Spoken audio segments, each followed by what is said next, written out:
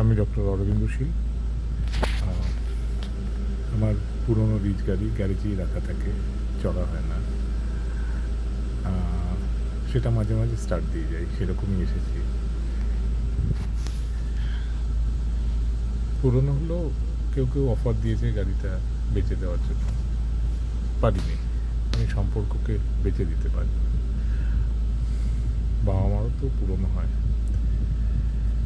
আরেকটি কারণে বেচতে পারিনি, সেটা হলো এর সামনে জয় শ্রীরামের একটা পট্টি, ভাগোয়া পট্টি আছে। এই পট্টিটা নিয়ে, এই জয় শ্রীরাম লেখা পট্টি নিয়ে আমার অনেক স্বপ্ন যে এই বাংলায় নিশ্চয়ই পরিবর্তন আসবে, হিন্দুত্বের ডঙ্কা বাজবে, জয় শ্রীরামের নারা দিয়ে এই রাজ্য থেকে মামাকু জিহাদি ভূত পালাবে।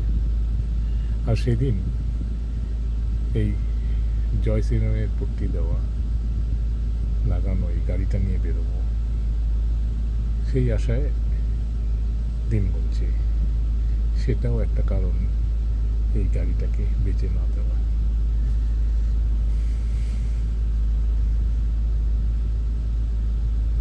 মাসে মাসে ভাড়া গুনছি, গ্যারেজের আরও অন্যান্য মেনটেন্যান্স।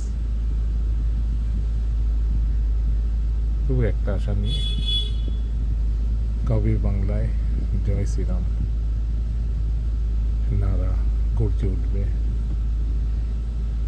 সেদিন এই গাড়ি নিয়ে বেরোব। জয় শ্রীরাম, জয় সিয়ারাম।